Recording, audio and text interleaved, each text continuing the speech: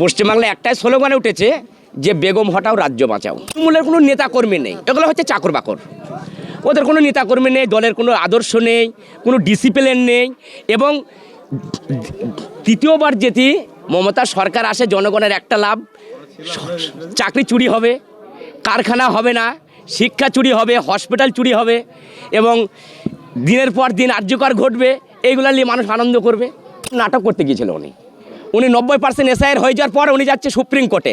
কই আরজিকর নিয়ে গেল না সুপ্রিম কোর্টে? আরজিকর নিয়ে গেল না কেন? যখন ওয়াকফ বোর্ড নিয়ে যখন বিল পাস হচ্ছে তখন উনি গেল না কেন? যখন এনআরসি যখন পাস হচ্ছে, ওনার 11টা এমপি, তখন ওনাদের শরীর খারাপ। কেউ দীঘায় ঘুরতে গিয়েছে, কেউ সুইজারল্যান্ডে ঘুরতে গিয়েছে, কেউ বিয়ে বাড়িতে ভোজ খেতে গিয়েছে। এই তো ওদের কারবার। সবদিকে তৃণমূলের জঘন্য এমপি হচ্ছে মহিলা এমপিরা, মহিলা এমএলএরা। আরজিকর নিয়ে যখন ঘটনা ঘটলো, মহিলা এমএলএরা কেন রাস্তায় বার হলো না? দেখুন, হুমায়ুন কবির ভারতবর্ষের তো একজন মানুষ নয়, উনি হচ্ছে দ্বিতীয় নবাব। এবং প্রকৃত যারা ধর্মগুরু তারা কখনোই মসজিদের বিরোধিতা করেনি। এবং এক শ্রেণী মানুষ ওরকম সারা পৃথিবী যার দিন থাকবে তার দিন থাকবে, কিন্তু তাদের জন্য হুমায়ুন কবির তো জীবন দিতে রাজি। এবং আমাদের পশ্চিমবাংলায় যে সরকারটা আছে, এটা তো সরকার নয়, এটা হচ্ছে প্রাইভেট লিমিটেড কোম্পানি। এই কোম্পানির মালিক হচ্ছে কালীঘাটের ময়না। কয়েকটা ভাম জেলে আছে, আর ওই চাকর বাকরগুলোকে মানুষ জুতো পেটা করছে, জুতো দিয়ে মারছে। এবং এবার সামনে যে 2026-এর যে নির্বাচন, সেই নির্বাচনে আমাদের হুমায়ুন কবির মহাশয় চাবিটা ওনার হাতেই থাকবে সরকারের। প্রশ্ন করুন। তাহলে মনে করছেন যে হুমায়ুন কবির যদি বিভিন্ন বিধানসভায় প্রার্থী হয় তাহলে নিঃসন্দেহে? দেখুন, হুমায়ুন কবির 50টা সিট তো জিতবেই, এবং জিততে না পারলে হারানোর মতন ক্ষমতাও আছে। হুমায়ুন কবির তো 50টা সিট জিতবেই এবং জিততে না পারলেও হারানোর মতন ক্ষমতাও আছে। আর আমাদের রাজ্যে সিপিএম এবং অথবা কংগ্রেস, এরা হচ্ছে ইটারম্যান পার্টি। এরা পঞ্চায়েত ভিত্তিক দল, 2-4টে মেম্বার হবে, কিন্তু ওই এমএলএ এমপি ওদের হবে না। এবং সেলিম সাহেব এবং কংগ্রেস যে ঘ্যাম দেখাচ্ছে, ওই সব ঘ্যামে হুমায়ুন সাহেব পোড়া করে না। মিম পার্টি এবং নওশাদ সিদ্দিকী এবং হুমায়ুন সাহেব যদি 3 পার্টি জোট হয়, আশা করি আমাদের একটা ভালো জায়গায় যাবে আর কি। না, একদিকে যেমন বাবরি মসজিদ হচ্ছে, অন্যদিকে যাদের ফাটছে, কোথাও কি মনে হচ্ছে যে একটু মলম টলম লাগানোর বেশ প্রয়োজন আছে? হ্যাঁ, সে তো অবশ্যই।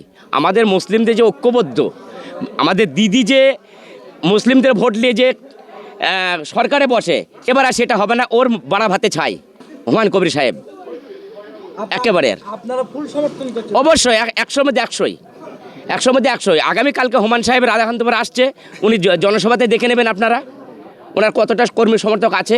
এবং আমরা কালীগঞ্জে প্রত্যেকটা বুথে আমরা এজেন্ট দেব।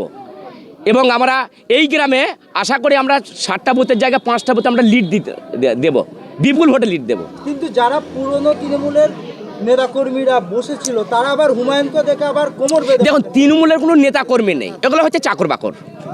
ওদের কোনো নেতাকর্মী নেই, দলের কোনো আদর্শ নেই, কোনো ডিসিপ্লিন নেই।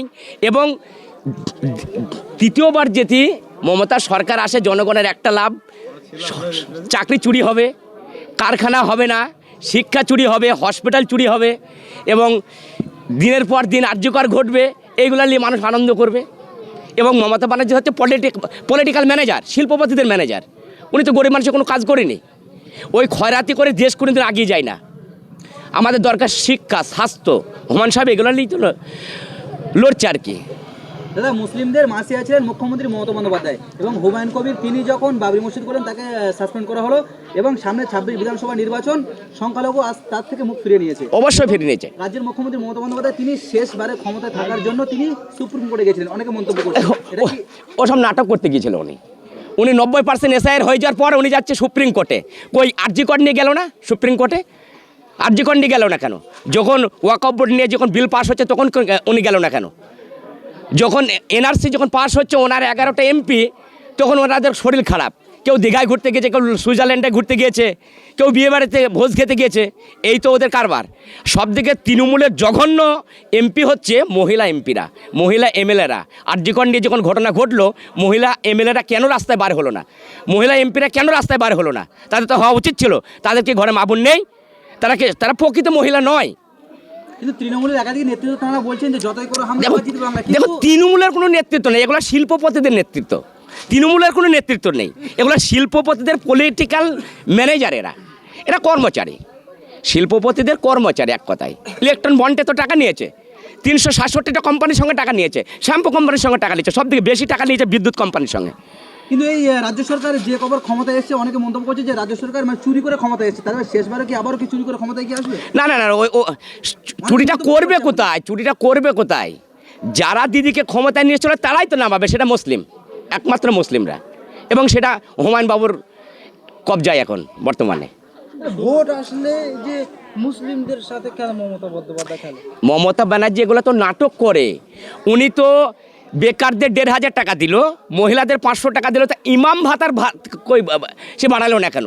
60 বছর পর যে বৃদ্ধ মা বাবারা আছে ঘরে বসে, তাদের 2 টাকা বাড়ালো না কেন? তাদের তো টাকা বাড়ায়নি। তাহলে বয়স্ক মহিলা এবং বয়স্ক পুরুষদের কাছ থেকে আমরা যাব যে তোমাদের বেতন বাড়ায়নি, তোমরা ভোটটা কেন দিবা তাকে? এবং আমরা তো এই যে 26,000 যে চাকরি গেল, তাদের পরিবারের কাছে আমরা তো যাবো তো, যে আবারও তোমরা চাকরি পাবা না, তোমাদেরকে এরকম করে রাখবে। এটা কি ভোট ধরা কৌশল? হ্যাঁ, ওটা এটা ভোটের কৌশল। উনি যে হয়তো 2-10 দিনের মধ্যে হয়তো আবারও বলতে পারে যে আবার আমি পরীক্ষা নেব, দিয়ে আবার ভোট কোটা টানার জন্য, কিন্তু বাস্তবে চাকরি দেবে না। কিন্তু অনেক শুভেন্দু অধিকারী বলছে আমরা ক্ষমতা এলে লক্ষ্মীর ভান্ডার 5,000 টাকা। দেখুন, শুভেন্দু অধিকারের কথাটা আমি বলছি হ্যাঁ সত্য, তার ম্যানেজার মোদিবাবু 15 লক্ষ টাকা তো দেওয়ার কথা, দিল কই? আবার বছরে 2 কোটি টাকা চাকরি, 2 কোটি চাকরি, সেটাকে বললো কি জুমলা। ও ভোটের প্রচারে ওগুলো বলতে হয়। দিল্লি তো বলেছিল। যেভাবে বলছে হিন্দু হিন্দু এক হও, হিন্দু তা উনি হিন্দু হিন্দু যদি 5 বার বলে, আমার হুমায়ুন ভাই 10 বার বলবে মুসলিম মুসলিম, তা ঠিক আছে, উনি বলুক না। এটা কি পলিটিক্যাল রাজনীতি? হ্যাঁ, এটা বলে উনি হিন্দুদেরকে বলছে আর কি। তা হিন্দুরা কি ওনার কথা কি ওটা বসা করে না? দিচ্ছে কি তারা? হ্যাঁ, উস্কানি দিচ্ছে। হিন্দুরা তো আমার দেখুন, হিন্দু ভাইরা তো আর শুভেন্দুর কথায় ওটা বসা করে না, আর শুভেন্দুর কথায় প্রদীপও জ্বলে না। তা সে কি বললো না বললো আমাদের কোনো যায় আসে না তো। শুভেন্দুর কোথায় কি হিন্দুরা এক হবে বলে মনে হচ্ছে? তা শুভেন্দু একটা জনসভা করে দেখাক না কেন হুমায়ুন বাবুর মতন। না, আপনি কি মনে করছেন যে হিন্দু এবং উগ্র হিন্দুত্ববাদী এই দুটো কি এক? কারণ এই এলাকার আমরা কিছু হিন্দু মহিলাদের সঙ্গে আমরা কথা বললাম, তারা বলছেন না হুমায়ুন কবিরকে আমরা টিভির পর্দায় দেখেছি, আমরা কালকে যাব হুমায়ুন কবিরকে দেখবো, এবং হুমায়ুন কবির যদি প্রার্থী দেয় আমরা হিন্দু মানুষ তাকে ভোট দেব। একমত, ওনাদের সঙ্গে আমি একমত। ওনারা সত্য কথাটাই বলেছে, কেননা জিওপি জনতা উন্নয়ন পার্টি, মানে আমরা সেকুলার পার্টি, তো আমরা ধর্মনিরপেক্ষ পার্টি। তৃণমূল তার ধর্মনিরপেক্ষ নয়। উনি হচ্ছে বিজেপির হয়েছে সঙ্গী, উনি বিজেপির সঙ্গে জোট করেছে, এনডিএর সঙ্গে যে ছিল, ফুল পেটিছে, অটল বিহারী বাজপেয়ীকে বাড়িতে নিয়ে এসছে, মাংস খাইয়েছে, আম খাইয়েছে, মোদিবাবুকে শাল দান করছে। ওনার নাটক তো মানুষ ধরে ফেলেছে। এবং পশ্চিমবাংলায় একটাই স্লোগানে উঠেছে যে বেগম হটাও রাজ্য বাঁচাও।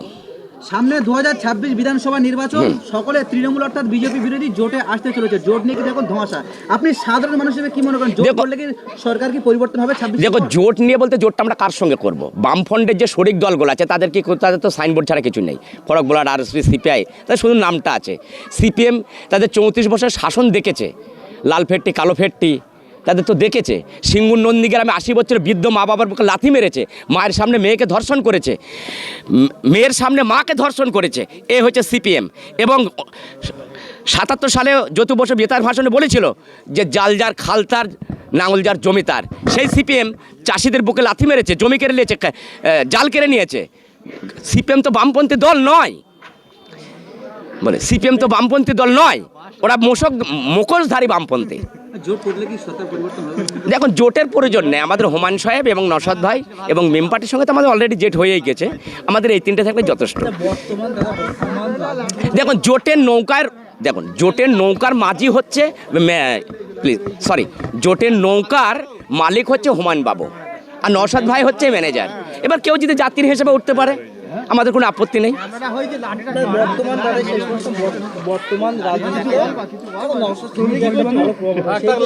হ্যাঁ, অবশ্যই নওশাদ ভাই সত্যিকারেরই সেকুলার, উনি সত্যিকারেরই গঠনমূলক কথাবার্তা বলে, উনি হাই শিক্ষিত ছেলে, উনি যে রাজনীতিতে করে খাবো সেই মনোভাব ওনার সত্যিকারের নেই। হুমায়ুন ভাইয়ের তো নেই।